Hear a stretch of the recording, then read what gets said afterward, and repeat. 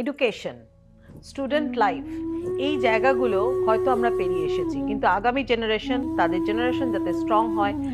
Student লাইফে এখন সব থেকে বড় প্রবলেমটা কি জানেন? হাতে ওই মোবাইলটা, কনসেন্ট্রেশন একদম চলে যায়। পড়াশোনার প্রতি মন নেই, কিন্তু গেমিং এর প্রতি প্রচুর মন। সারাক্ষণ মোবাইল নিয়ে ঘাটছে, প্রচুর মা বাবার কিন্তু এটাই কমপ্লেন। 4টে বাস্তু টিপস আপনাদের জন্য বলছি।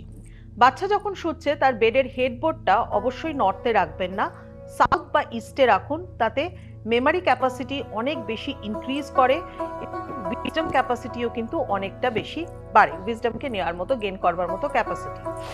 এর সাথে সাথে যখন স্টাডি করছে, যেখানে বসে পড়াশোনা করছে, সেখানে কোনো ব্ল্যাঙ্ক ওয়াল রাখবেন না, কিছু না কিছু সেখানে লাগিয়ে রাখুন। চেষ্টা করুন সবসময় ইস্টের দিকে বা নর্দার্ন সাইডের দিকে ফেস করে পড়াশোনা করবার, স্টাডি টেবিলটা সেই দিকে প্লেস করুন।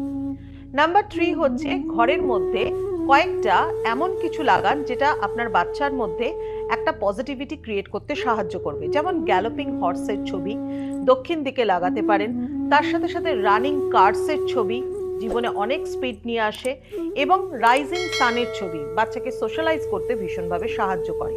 আর 4 নম্বর পয়েন্ট হচ্ছে অবশ্যই ঘরের মধ্যে একটা ন্যাচারাল কোয়ার্টজ ক্রিস্টাল রাখুন, যেটা তার কনসেন্ট্রেশন বাড়াতে সাহায্য করবে এবং ফোকাসড হতে সাহায্য করবে।